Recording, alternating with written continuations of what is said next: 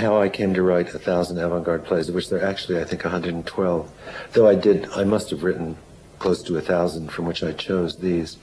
I just called it 1,000 avant-garde plays to give it a sense of a very large, almost infinite number. I've been writing plays all my life. The first plays I wrote that I remember, that I wrote down, I wrote when I was 11 years old.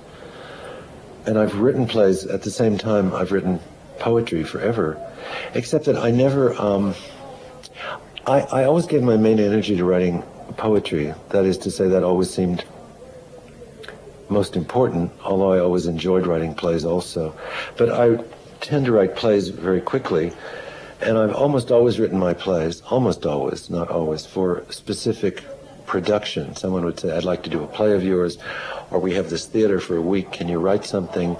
Or, as in the case of my play, The Construction of Boston, I ran into Nicky de Saint-Phal, whom I knew, and Jean Tinguely at a party at Jane Freilicker's house, and Nicky said, let's do something on stage together. So I wrote the play Construction of Boston. But I usually wrote the plays quickly. I'd revise them, but still it would be fast.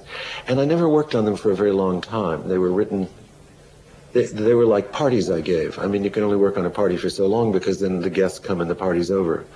I thought it might be interesting. After I published my selected poems, and after I published On the Edge, which is 2 long poems that I like a lot of mine, and after I published Seasons on Earth, I thought, well,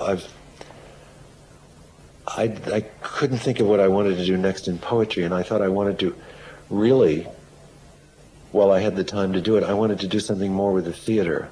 And I decided to devote my entire attention to writing plays for a year or 2, which is what I did with the 1,000 avant-garde plays. Now, why they're so short,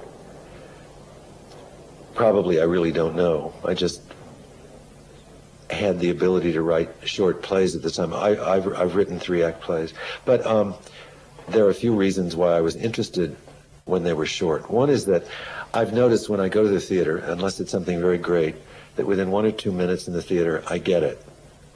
I've had the excitement of this strangeness of who the people are. I've had this excitement of the strangeness of being in a theater, and I know what the plot is and what the attitude is, and I know most of what the plot is, and the rest is just seeing how it's worked out, which is not A1 entertainment. And I noticed also on television that I could, when there are a number of movies on, that I could switch from one channel to another and be in the middle of 3 different movies, and in 30 seconds I could be laughing or crying at what I saw. That a great deal of plot was communicated in an already ongoing piece very quickly. And I wanted to get that part of drama, that part of theater on stage, or at least into these texts. I really wrote them to be done on stage. Many people who read them, including you, John Tranter, thought I wrote them just to be read, which is flattering to me because it means they're fun to read, which I hope they are. But I don't think I could have written them unless I was thinking about their being done on stage. Also, I noticed that, as everyone has, that the most dramatic moments in my life are very short. The moment I saw Botticelli's Birth of Venus, it lasted about 30 seconds or a minute, and I was terribly excited. Now, it's true that moment had a long build-up. I had to learn how to look at paintings. I had to look at a lot of other paintings, and I had to get through puberty and adolescence and a lot of things in order to be able to have the shocking response I had to that painting. I mean, it was shocking to me. Or indeed, in order to have the response I had to looking out at the Valley of the Arno from the Piazzale Michelangelo, and to leave Italy, just the tremendous drama of seeing somebody one thought one had lost and taking somebody in one's arms that one thought one would never see again. It's true, all these moments have a history, and playwrights have satisfied a lot of our desires for knowing the history of these ecstatic or tremendously shocking moments, but they also exist all by themselves. And I thought it would be interesting to get on stage these tremendously dramatic climactic moments.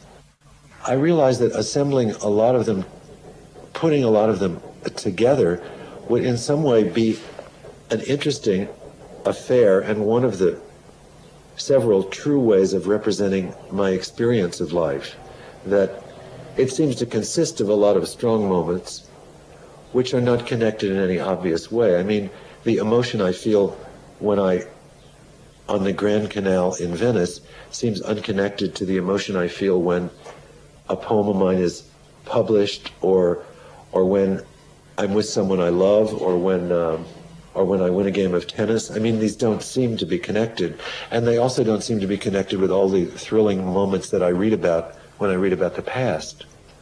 But in a way, they are connected because they make up my life. They're sort of like the low. If one thinks of experience as sort of flat, they're sort of like the low relief parts, or the bosses. In any case, all of these moments seem like a part of my experience, and since they all are in my experience, why not put them together and see what'll happen? Of course, I wanted to bring in. Not of course, but I wanted to bring in a lot of the past too, because after I began to write these plays, I began to be very ambitious for them, and I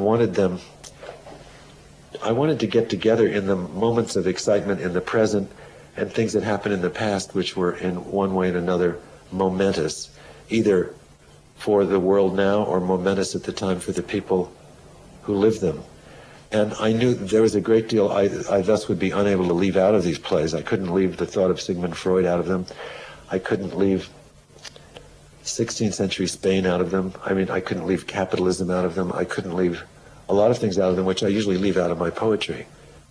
One reason I wanted to work on the plays, I guess, is that I'm very excited by the theater, and I think there's a lot of genius in contemporary theater. Most of the genius I've seen in contemporary theater seems to be in the directors. I'm not sure I can tell genius in an actor. There seems to be some there too, but the texts of plays, of contemporary plays I've seen, have not seemed to me of the same quality, most of them, as that of the work of the best directors. It also seems that the work of the directors who've interested me most, such as Robert Wilson, Peter Brook, and Luca Ronconi, who did that amazing Orlando Furioso years ago in Italy, and also did a wonderful Bacchae of Euripides with one actress. In any case, all of these great directors seem to me to use either old texts. The best thing by Peter Brook I saw was I forget the name of it, it was an old Indian Mahabharata. Yeah, the Mahabharata. Or else they use old texts, or else like Robert Wilson, they use sort of throwaway texts. I mean, texts that are just there like a piece of language, in which you're not really supposed to get an artistic experience from the words. The words are there like collage. So it didn't seem that the best directors were working with the best writers. There's a reason why the best writers haven't written for the theater, but it's a long time to go into. But I thought the theater perhaps could use some good texts. Or it was not so charitable a thought as that. I thought, well, all this stuff is very exciting. I'll write something for it. I mean, the directors and the good things that are going on in the theater. Why aren't there any plays in words that are as interesting as Balanchine's choreography, for example? Now, I can't claim that I filled the gap, but at least there did seem to be a gap. So those are the reasons I figured out why I wrote the plays. To tell you the truth, I just wrote them because I wrote a few, and it seemed to me finally I'd found a way to write plays and be totally serious. The plays seem a little funnier than they are because they're so short. One expects them to be, I mean, obviously the Marx Brothers play is funny. I thought that one could do all of these plays in one very, very long evening, or one could do about 20 a night for a week, or one could do a selection. One could also, it seemed to me, most of the plays are written so they could be extended to cover a good deal of time by an inventive theater company. I mean, it may seem a funny idea, but the play about Yeats, which lasts 30 seconds when I read it, if you think of it with music and dancers, a lot of snowfall, howling of wolves and so on. I guess there are no wolves in Ireland, but it could last a long time. In any case, I'd love to see them performed in Australia. I think it's the ideal place for them to be done, as a matter of fact. We'd have problems with the accents, but... I don't think it matters. These people in 16th century Spain are not American, you know, and Koch is not an American. Koch couldn't speak English at all. Koch was inspired by a young woman I actually saw in Chengdu, which I went on a trip there with a number of university professors from Beijing, and one goes to Chengdu to see the summer palace, this beautiful old summer palace on the outskirts of town, and there's nothing to do at night. But I was standing in the walking around the main part of town at night where there's not much except the smell of coal gas. But every once in a while, I would see a couple of young men and women dressed all in Koch's costumes of white running through the streets with huge steaming tureens. And this one young woman with a very pretty flat face, sort of plump, I saw 2 or 3 times. And I had a fantasy about her, how she was feeling. Since all she seemed to do was run through these gassy streets with soup in a big tureen. So I, of course, was Brad Garks. I imagined speaking to her and proposing love to her, and she would tell me that she was too much of a cook and not enough of a girl. Cook, a number of the characters in these plays appear in a lot of plays. Cook appears in about 10 plays. I got very interested in her as a character. She later in the plays becomes very famous as a spokesperson for China. The other 2 books that have come out since my selected poems, there was On the Edge in 1986, and Seasons on Earth in 1987. On the Edge is 2 long poems, one about Africa. It was inspired by a month-long trip I took mainly to French Black Africa, but also to Kenya. And the other poem in the book is, I don't know if it's the poem of mine I like the best, but I like it as much as I like anything I've written, called On the Edge, which is a rather long poem, sort of non-sequential in a way. When I wrote it, I was interested in writing some form of my autobiography. And I got this idea partly from reading Stendhal's Vie de Henri Brulard, in which he writes about a lot of detail. What inspired me was the fact that Stendhal writes not in an organized way about his early life, the way most people do, but he writes about individual moments. Like a moment he's sitting here and the sun is coming in here. He also has little drawings, like I walked to the candy store and it's this way, and you see the arrow going there, and I ran into Monsieur so-and-so, and he said, and I thought, oh, that's interesting. I could write about my life that way. However, when I came to write the poem, I found that I didn't seem to be able to write a chronological account of my life in poetry, at least not the way I wanted to. And I worked on that poem for a long time, about at least 3 years. There must be 1,000 pages of outtakes that I didn't use.